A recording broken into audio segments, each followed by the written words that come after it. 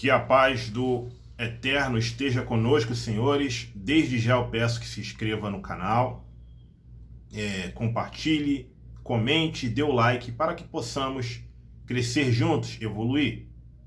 Eu aqui nas postagens do vídeo, vocês aí nos comentários, e que possamos crescer em entendimento, em inteligência, em discernimento. Senhores, sábado agora, mais precisamente dia 20 de novembro, foi comemorado o Dia da Consciência Negra.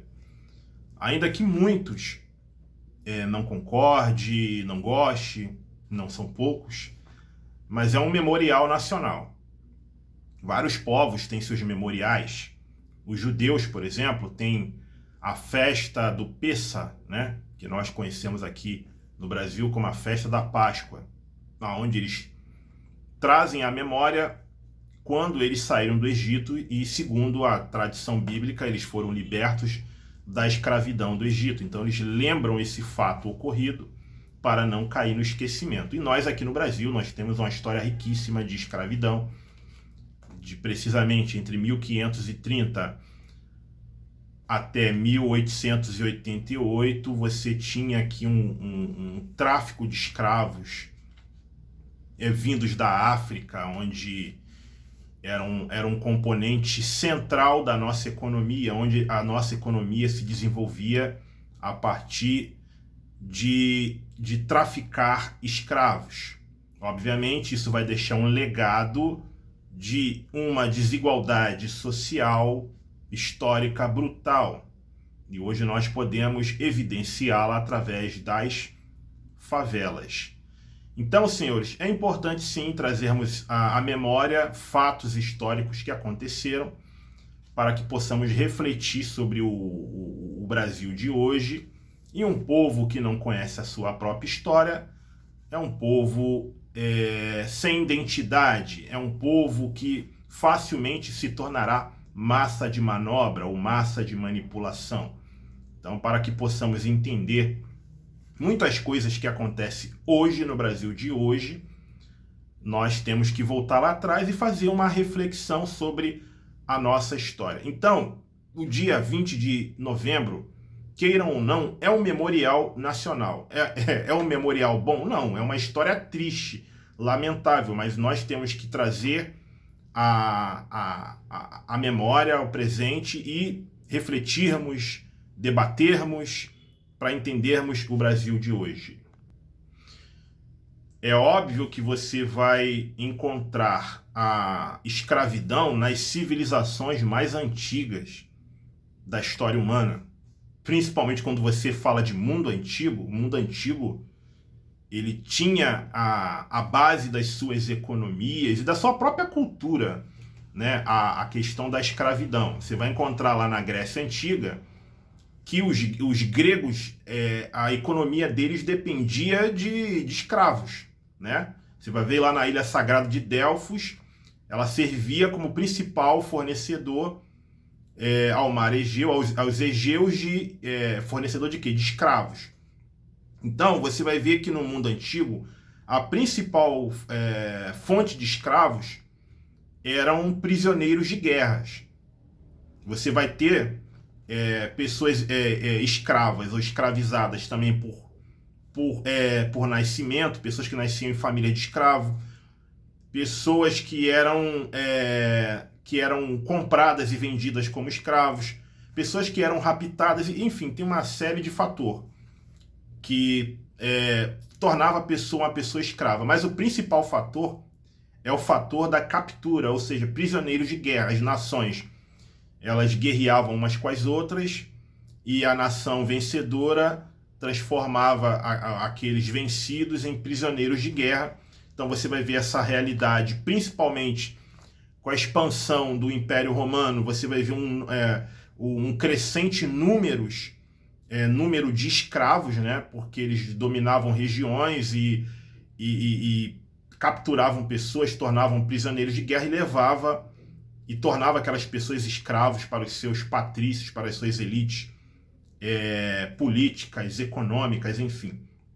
Agora, Uma coisa que é atemporal sobre a escravidão é o espírito da escravidão que continua presente no mundo de hoje, que é o preconceito. A escravidão está associada diretamente ao preconceito, que é preconceito racial, que é a crença que uma raça é superior a outra raça. Ou seja, uma raça é superior e outras raças são inferiores, logo as inferiores devem sempre estar abaixo das superiores, servindo às superiores. Você vai ver no mundo antigo muitas justificativas para a escravidão. Você vai ver Aristóteles considerando a escravidão uma divisão natural dentro da sociedade. Enfim, você vai ver a maioria esmagadora justificando, aceitando essa realidade de escravidão. Mas você vai ver, por exemplo, os estoicos, eles vão condenar a escravidão sem nenhuma reserva, enfim, eles vão ser taxativos mesmo, que são contra a escravidão. E você vai ver no cristianismo primitivo, na igreja primitiva, né? Ou seja, você vai ver ali, você vai ver as pregações de Jesus falando sobre igualdade, você vai ver os apóstolos também trazendo essa ideia de igualdade. E você vai ver um dito de Paulo, lá em Gálatas 3, 28, que ele vai falar o seguinte, não há judeu nem grego, não há escravo nem livre, não há mulher nem homem, pois todos vós são um em Cristo Jesus. Gálatas 3, 28. Ou seja, não há nacionalidade, não há etnia, não há classe social, não há nada. Todos são um em Cristo Jesus. Mas você vai ver que no mundo antigo, a escravidão ela é uma instituição social, ela é algo instituído pelas nações. Você vai ver até mesmo na cultura hebraica, Levítico 25, 44. Você vai ver lá em Levítico 25, 44, que diz assim: e quanto a teu escravo ou tua escrava que tiverdes, serão das gentes que estão ao redor de vós, deles comprareis escravos e escravas. Essa é a minha versão, que é a maioria dos brasileiros, a versão Almeida. Mas o que significa esse Levítico 25, 44? Que a lei dos hebreus, eles permitiam a compra de escravos estrangeiros, ou na sua terra, ou em terra estrangeira, ou no exterior. Eles permitiam a compra de escravo, compra e venda de escravos. Então a gente vai ver que até mesmo, a gente vai ver muitos ditos no Antigo Testamento, leis, Êxodo 21 fala como você deve tratar seu escravo. Então isso mostra como na antiguidade os escravos eram vendidos e comprados como qualquer mercadoria entre todas as nações da terra, né? As nações ali que compõem aquela cultura ali do mundo antigo. Você vai ver alguns ditos, por exemplo, na cultura romana, em que tem um seguinte dito popular: escravo é coisa do patrão. Esse patrão, etimologicamente, vem de patrono, que eram os plebeus, que eram os trabalhadores livres, os trabalhadores não escravizados, que eram os comerciantes, enfim. Então você vai ter, dentro da cultura do mundo antigo, você vai ter essa questão, essa realidade da escravidão como algo socialmente instituído. Algo que é lamentável, mas para você ver o quanto a humanidade ela está realmente caída, enfim. A cultura tribal, a cultura de muitas tribos africanas, indígenas, aqui nas Américas também nós tínhamos tribos indígenas que guerreavam umas com as outras, uma dominava a outra e escravizava a outra. Você vai ver essa mesma realidade em tribos africanas, em que uma guerreava com as outras, uma guerreava com a outra, escravizava a outra, e a outra tribo vencida ela tinha que servir a tribo vencedora.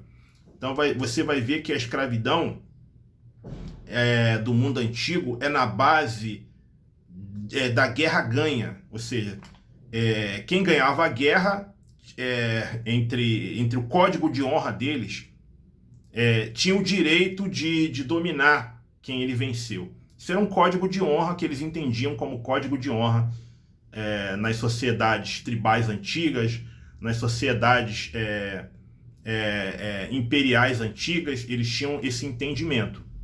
Só que, como eu falei anteriormente, você não tinha escravidão no mundo antigo só por captura ou por prisioneiros de guerra. Você tinha por compra, ou seja, compra e venda de escravos. Várias nações faziam isso. Por nascimento, filhos nascidos em casas de escravos tornavam-se escravos nascidos em casa. Escravos por falta de recursos, ou seja, pessoas que deviam, que caíam na bancarrota, ou seja, na falência, eram frequentemente forçados a vender seus filhos como escravos. Escravos por restituição. O ladrão comprovado que não tinha como fazer restituição e pagar os danos que ele fez, que ele trouxe, ele poderia ser vendido como escravo. Isso aqui, você lendo ali o Pentateuco, você encontra muito desses elementos aqui. Você vai ver que é uma coisa que está muito forte na cultura das nações antigas, né? Escravos que se auto-vendiam, ou seja, pessoas que se vendiam como escravo para fugir da pobreza, que ele entendia que ele, como escravo, ele ia ter uma condição melhor do que se ele não fosse escravo, né? Ele ia escapar da miséria total, entende? Mas voltando aqui para a realidade brasileira, como eu falei, a escravidão é uma realidade que praticamente todos os povos antigos, sejam impérios, sejam tribos, praticavam, né? Principalmente essa questão da captura, quem vencia as guerras, né? Tinha o direito de tomar o outro por escravo, e até os que eram vencidos olhavam para o vencedor e falavam: não, esse sujeito aí, ele é mais poderoso do que eu, então ele me venceu. Então, quer dizer, isso era, no entendimento das nações antigas, um código de honra, né? Mas quando nós viemos para a realidade aqui das colônias europeias modernas, para a escravidão moderna, nós nos deparamos com algo diferente na história, que é o sistema mercantil colonial. Ou melhor, eu traduzindo para um português mais direto, a escravidão capitalista, né? Aquele mercantilismo, que era o capitalismo daquele período, que muitos chamam de capitalismo primitivo, dependia do trabalho de escravos, né? Para os mercadores, obviamente, que lucravam com toda aquela colonização, com toda aquela produção escrava, eles viam aquele fato histórico como uma necessidade e não como uma crueldade. Óbvio, necessidade porque ele precisava lucrar dinheiro, né? Ele precisava lucrar riquezas, e para isso iria usar a mão de obra escrava, né? Isso na visão dele, de um mercador. E os europeus, eles colonizaram toda a América, como nós conhecemos a história. E no nosso caso aqui, o Império Português, e muitos mercadores europeus, eles montavam estruturas escravocratas na África, tipo portos, armazéns, local de compra e venda, porque eles se aproveitavam daquela realidade tribal que tinha de uma tribo contra outra. Em muitos casos, eles mesmos fomentavam essa guerra, essa rivalidade de uma tribo contra a outra, para dali tirar proveito e poder comprar escravo, porque era algo essencial aqui na produção aqui das colônias. Então, essa escravidão aqui é uma escravidão como um meio de produção. Era produção nas fazendas, na extração de minério, na produção de café, enfim. O escravo, ele vinha aqui para trabalhar a troco de nada. E aí está um dos elementos que explica a nossa desigualdade social, histórica, brutal, né? E explica também o enriquecimento das nossas elites, partindo do princípio que a escravidão era uma atividade econômica, tanto no período colonial como no período do Império. Era uma atividade econômica muito importante que enriqueceu muita gente, e muitos deles hoje são as nossas elites brasileiras. Então, essa desigualdade social histórica, ela nos deixou aí um legado, né? uma realidade hoje e que muitas pessoas, por não querer entender esse passado, eles sugerem métodos mais fáceis, entendeu? Métodos assim mais fáceis, sem a questão de corrigir esse erro histórico, né? Porque definitivamente, senhores, a escravidão ela vai produzir. Primeiro que a escravidão ela é um mercado poderosíssimo, né? Que vai produzir esse distanciamento social, muita pobreza, muita miséria que nós contemplamos. É só você pegar um estudo da OCDE de 2018 chamado Elevador Social Quebrado, que você vê que para um pobre chegar, por exemplo, numa classe média, segundo esse estudo, leva, se não muito me engano, 9 gerações. Está aí acessível, é só vocês entrar no Google e ler, né? Então, muitas pessoas ainda têm a audácia de usar uma expressão chamada meritocracia, né? A pessoa ela nasce numa condição totalmente precária, já nasce dentro daquele quadro de violência, de falta de estrutura, de falta de uma série de situações que daria ela uma capacidade de competir, e as pessoas acham que a pessoa ela é daquele jeito porque ela não tem mérito, né? Faltou mérito.